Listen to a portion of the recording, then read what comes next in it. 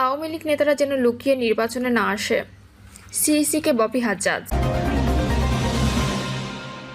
শেখ হাসিনা অপরাধ করেননি, উন্নয়ন নিয়ে ব্যস্ত ছিলেন, বলছেন আইনজীবী আমির হোসেন।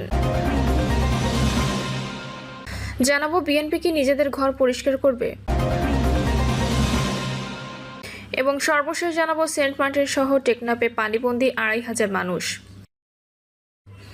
শুনছিলেন সংবাদ শিরোনাম, এবারে বিস্তারিত। আওয়ামী লীগ নেতারা যেন লুকিয়ে নির্বাচনে না আসে, সিইসিকে ববি হাজ্জাজ। জাতীয়তাবাদী গণতান্ত্রিক আন্দোলনের চেয়ারম্যান ববি হাজ্জাজ দাবি করেছেন, সরকারের নির্বাহী আদেশে নিষিদ্ধ থাকা আওয়ামী লীগ ও তাদের অঙ্গ সংগঠনের নেতারা যেন ভিন্ন পরিচয় বা গোপনে ত্রয়োদশ জাতীয় সংসদ নির্বাচনে অংশ নিতে না পারেন সে বিষয়ে নির্বাচন কমিশনকে কার্যকর ব্যবস্থা নিতে হবে। ববি হাজ্জাজ বলেন, আমরা জানি আওয়ামী লীগ ও তাদের অঙ্গ সংগঠনগুলো নিষিদ্ধ, সে হিসেবে আমরা চাই তারা যেন ওই নামে লুকিয়ে বা ভিন্ন নামে নির্বাচন প্রক্রিয়ায় না আসে। এ বিষয়ে আমরা সিইসিকে লিখিতভাবে জানিয়েছি। সাক্ষাতে এনডিএম পক্ষ থেকে 4 দফা দাবি উত্থাপন করা হয়, যার মধ্যে ছিল সংসদীয় আসনের সীমানা পুনর্নির্ধারণ, নির্বাচনী ব্যয়সীমা 25 লাখ থেকে বাড়িয়ে 40 লাখ করা, নির্বাচন কমিশনের তত্ত্বাবধানে বিলবোর্ড ও জনসভার আয়োজন, আচরণবিধিতে সামাজিক যোগাযোগ মাধ্যমে ধর্মীয় আঘাত বা ব্যক্তিগত চরিত্র হননের প্রচারণা নিষিদ্ধের দাবি। নির্বাচনে অংশ নেওয়ার যোগ্যতা নিয়েও ছাড় চায় দলটি। প্রস্তাবনায় বলা হয়, ব্যক্তিগত ঋণের জামিনদারদের ক্ষেত্রে ঋণ গ্রহীতা খেলাপি হলেও মনোনয়ন দাখিলের আগে ঋণ পরিশোধের স্লিপ দিলে প্রার্থীকে নির্বাচনের উপযোগী বিবেচনা করতে হবে। ববি হাজ্জাজ আরও বলেন, নির্বাচনে পোস্টার বাদ যাচ্ছে, কিন্তু বিলবোর্ডের দায়িত্ব যদি প্রার্থীকে নিতে হয় তাহলে 40 লাখ টাকাও যথেষ্ট হবে না। এর দায়িত্ব নির্বাচন কমিশনের নেওয়া উচিত। তিনি অনুরোধ জানান, অন্তর্বর্তীকালীন সরকারের সঙ্গে কমিশনের কোনো আলোচনা হয়ে থাকলে সেটি জনসমক্ষে প্রকাশ করা হোক।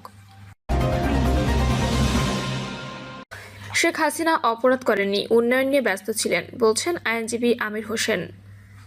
জুলাই আগস্টের গণহত্যার মানবতাবিরোধী অপরাধের মামলায় সাবেক ক্ষমতাচ্যুত প্রধানমন্ত্রী শেখ হাসিনা ও সাবেক স্বরাষ্ট্রমন্ত্রী আসাদুজ্জামান খান কামালকে মামলা থেকে অব্যাহতি চেয়েছেন আইনজীবী আমির হোসেন। আইনজীবী আমির হোসেন বলেন, এছাড়া মামলার অভিযোগের মধ্যে যেসব অভিযোগ আনা হয়েছে তা সঠিক নয়, কেননা আবু সাইদ হত্যার সময় শেখ হাসিনা দেশে ছিলেন না। তিনি হত্যাকাণ্ডের পর দেশে এসে আবু সাইদের পরিবারকে আর্থিক সহযোগিতা করছেন। তিনি আবু সাইদ হত্যায় বাকরুদ্ধ ছিলেন। আসাদুজ্জামান খান কামাল ছিলেন ভালো মানুষ, তিনি দেশের উন্নয়ন নিয়ে ব্যস্ত ছিলেন। গণহত্যার সাথে শেখ হাসিনা জড়িত ছিল না, তিনি দেশের উন্নয়ন নিয়ে ব্যস্ত ছিলেন। 5 অভিযোগ নিয়ে শেখ হাসিনা। আইনজীবী বলেন, শেখ হাসিনা রাজাকারের বাচ্চা শব্দটা এইভাবে বলেনি, তার অপব্যাখ্যা করা হয়েছে। তিনি যদি রাজাকারের নাতিপুতিদের বিরুদ্ধে ব্যবস্থা নিতে চাইতেন তাহলে তো অনেক আগেই নিতে পারতেন। শেখ ফজলে নূর তাপসের সাথে অডিও কলের বিষয়টি সঠিক নয়, এখানে ভালো কোনো ডকুমেন্ট তার দাখিল করতে পারেননি। ঘটনার সময় অনেক পুলিশ নিহত হয়েছেন দাবি করে আইনজীবী আমির হোসেন বলেন, শেখ হাসিনা এ মামলায় সুপিরিয়র কমান্ডার ছিলেন না, তিনি দেশের উন্নয়ন নিয়ে ব্যস্ত ছিলেন। আমরা তাকে মামলা থেকে অব্যাহতি আবেদন করছি। বিএনপি কি নিজেদের ঘর পরিষ্কার করবে? আওয়ামী লীগ সরকারের পতন ও পলায়নের পর বিএনপি যে দেশের সবচেয়ে বড় রাজনৈতিক দল, এটা নিয়ে বিতর্ক অর্থহীন। সব রাজনৈতিক দলই জনগণের হয়ে কথা বললেও জনগণ সব দলের কথা শোনে বা কানে নেয় বলে মনে হয় না। বিএনপি যেহেতু ধারণাগতভাবে বড় দলের বিবেচনা আছে, সেহেতু বিএনপি নিয়েই আজকের আলোচনা সীমাবদ্ধ থাকা যাক। আওয়ামী লীগহীন রাজনীতির মাঠে বিএনপির পা রাখার এই সময়ে দলটির সামনের সবচেয়ে বড় চ্যালেঞ্জ অন্য কেউ নয়, নিজেরাই। আওয়ামী শাসনের অত্যাচারে দলের অনেক নেতাকর্মী বছরের পর বছর ঘর ছাড়া থাকতে বাধ্য হয়েছেন। জুলাই আগস্টের অভ্যুত্থানের পর ঘরে ফিরে এখন তাদের নিজেদের ঘর সামলানো কঠিন হয়ে পড়েছে। কেন বিএনপি ঘর সামলানো কঠিন হচ্ছে বলে আমার কাছে মনে হচ্ছে, কোনো কিছুই তো আর গোপনে হচ্ছে না, সবাই দেখছে সবার চেহারা। আমি নতুন করে বয়ান করতে গেলে সেটা বরং মায়ের কাছে মামাবাড়ির গল্প বলার মতো মনে হতে পারে। বিভিন্ন এলাকায় চাঁদাবাজি, দলীয় পরিচয় দখল, নারী নিপীড়ন সহ নানা অপকর্মের অভিযোগে যখন বিএনপির ওপর সাধারণ মানুষের আস্থা ধীরে ধীরে ক্ষয়ে যাচ্ছে, তখন দলীয়ভাবে কিছু ব্যবস্থা নেওয়া হলেও তার কার্যকারিতা ও আন্তরিকতা নিয়ে প্রশ্ন থেকে যাচ্ছে। সম্প্রতি 2টি আলোচিত ঘটনার মধ্য দিয়ে সংখ্যাটা আরও পরিষ্কার হয়ে উঠেছে। একটি ঘটেছে দেশের উত্তরের জেলা লালমনিরহাটে, আরেকটি রাজধানী ঢাকায়। এই 2 ঘটনার সূত্র ধরে বিএনপির ভেতরে বিরাজমান রাজনৈতিক, সাংগঠনিক ও নৈতিক সংকট জনসমক্ষে আরও স্পষ্টতর হয়েছে। লালমনিরহাট জেলার পাটগ্রাম উপজেলা থেকে পাথর ও বালু বহনকারী যানবাহনের চাঁদাবাজির অভিযোগ তুলে ফেসবুকে পোস্ট দিয়েছেন জাতীয় নাগরিক পার্টির মুখ্য সংগঠক সার্জিস আলম। দিবাগত রাত 1টা 13 মিনিটে তার ভেরিফাইড ফেসবুক আইডিতে দেওয়া একটি স্ট্যাটাসে সার্জিস আলম অভিযোগ করেন, পাটগ্রামের সরকার অনুমোদিত পাথর ও বালুর সাইট থেকে দেশের বিভিন্ন প্রান্তে যাওয়া গাড়িগুলোর কাছ থেকে 500 থেকে 1000 টাকা করে চাঁদা আদায় করা হচ্ছে বিএনপির স্থানীয় নেতাকর্মীদের নামে। এই নিয়মিত চাঁদাবাজির ফলে প্রতিদিন লাখ টাকা হাতিয়ে নেওয়া হচ্ছে বলে তিনি অভিযোগ করেন। এই পোস্টে তিনি আরও জানান, পাটগ্রামের ইউএনও সম্প্রতি চাঁদাবাজদের মধ্য থেকে 2 জনকে আটক করে তাদের 1 মাসের কারাদণ্ড দেন। কিন্তু এরপরই বিএনপি ও স্বেচ্ছাসেবক দলের কয়েকশো নেতাকর্মী থানা ঘেরাও করে ভাঙচুর চালিয়ে আটককৃতদের জোর করে ছাড়িয়ে নিয়ে যায়। এমনকি জেলার পুলিশ সুপার হাতীবান্ধা থানা থেকে অতিরিক্ত ফোর্স চাইলে সেখানকার বিএনপি নেতাকর্মীরা সেই থানাও ঘেরাও করে রাখে। সার্জিস আলম সরাসরি প্রশ্ন তুলেছেন, যদি বিএনপি নেতাকর্মীরা এখন থেকে এইভাবে প্রশাসনকে জিম্মি করে চাঁদাবাজকে রক্ষা করে, তাহলে ভবিষ্যতে রাষ্ট্র ব্যবস্থা কেমন হবে? তিনি আরও অভিযোগ করেন, পাটগ্রামে বিএনপির একজন এমপি প্রার্থী এসব চাঁদাবাজদের প্রত্যক্ষ মদত দিচ্ছেন। যদিও তিনি তার নাম প্রকাশ করেনি, তবে স্থানীয়রা বলছেন এই গোষ্ঠী চালিত রাজনীতি পাটগ্রামে এখন চলছে এবং কেউ মুখ খুললেই তাকে দমন করা হয়। সার্জিস তার পোস্টে বিএনপির ভারপ্রাপ্ত চেয়ারম্যান তারেক রহমান ও মহাসচিব মির্জা ফখরুল ইসলাম আলমগীরকে ট্যাগ করে এই ঘটনার বিরুদ্ধে কঠোর অবস্থান নিতে আহ্বান জানান।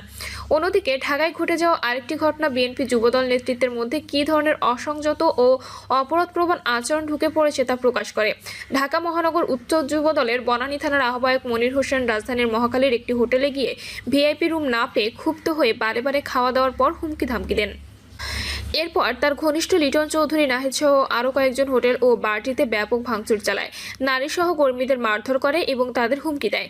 যদি বিষয়টি পুলিশের কাছে জানানো হয় তাহলে তাদের ব্যবসা গুটিয়ে নিতে হবে। এই ঘটনার ভিডিও সামাজিক মাধ্যমে ভাইরাল হয়, যেখানে নারীদের ওপর আক্রমণ, মেঝেতে ফেলে দেওয়া এবং চিৎকার চেঁচামেচির ভয়াবহ চিত্র স্পষ্ট দেখা যায়। এই ভিডিও প্রকাশের পর বিএনপি যদিও দ্রুত পদক্ষেপ নেয়, যুবদলের কেন্দ্রীয় নির্বাহী কমিটি এক বিজ্ঞপ্তিতে মনির হোসেনকে প্রাথমিক সদস্যপদ সহ বহিষ্কার করে। তবে প্রশ্ন থেকে যায়, এই বহিষ্কার কি শুধু জনদৃষ্টিকে শান্ত রাখার একটি প্রতিক্রিয়া, নাকি বাস্তব সংস্কারের শুরু? এখন প্রশ্ন উঠছে, এত সব শৃঙ্খলা ভঙ্গের দায় কাদের? তথ্য বলছে, 5ই আগস্ট শেখ হাসিনার পতনের পর থেকে বিএনপি অন্তত 1031 জন নেতাকে কেন্দ্রীয়ভাবে বহিষ্কার বা অব্যাহতি দিয়েছে। আরও 1200 জনকে কারণ দর্শানোর নোটিশ দেওয়া হয়েছে। জেলা, মহানগর, উপজেলা পর্যায়ে আরও বহু নেতার বিরুদ্ধে সাংগঠনিক ব্যবস্থা নেওয়া হয়েছে। ছাত্রদল, যুবদল, স্বেচ্ছাসেবক দল মিলিয়ে এই সংখ্যা কয়েক হাজার। কিন্তু অনেকে বলছেন, এসব শাস্তির ক্ষেত্রেও বৈষম্য রয়েছে। যারা দলীয় অভ্যন্তরীণ বিরোধের শিকার তারাই মূলত শাস্তি পাচ্ছেন, কিন্তু যারা প্রভাবশালী তাদের ছুঁতে পারছে না কেউ। এরকম পরিস্থিতি বিএনপিকে যে শুধু জনসমর্থন হারানোর দিকে ঠেলে দিচ্ছে তা নয়, বরং এটি দলীয় কাঠামোর ভেতরে এক আত্মবিধ্বংসী প্রবণতাকে উস্কে দিচ্ছে। ছাত্রদল, যুবদল, স্বেচ্ছাসেবক দল, এমনকি জেলা ও মহানগর পর্যায়ে একাধিক গ্রুপ একে অন্যকে দোষারোপ করছে, সংঘর্ষে জড়িয়ে পড়ছে এবং এপ্রিল মাসে অন্তত 7 জন নেতাকর্মী দলীয় কোন্দলে প্রাণ হারিয়েছেন। 5ই আগস্টের পর থেকে এই সংখ্যাটি 50 ছাড়িয়ে গেলে বলে নির্ভরযোগ্য তথ্য রয়েছে। এই বাস্তবতায় বিএনপির মুখের সংস্কারের কথা যতই শোনা যাক না কেন, মানুষ সেটিকে নীতি নির্ধারণের সিদ্ধান্ত নয়, বরং বাহ্যিক পরিচালনা বলেই মনে করছেন। এই সংকট থেকে উত্তরণে বিএনপির করণীয় পরিষ্কার। প্রথমত, দলের ভেতরে নিরপেক্ষ কঠোর শৃঙ্খলা প্রতিষ্ঠা করতে হবে, যা কোনো প্রভাবশালী নেতার জন্য রেয়াত থাকবে না। দলে থেকে কেউ যদি অন্যায় করে, তবে তার বিরুদ্ধে দলীয়ভাবে ব্যবস্থার পাশাপাশি রাষ্ট্রীয় আইনানুগ শাস্তিকেও সমর্থন জানাতে হবে।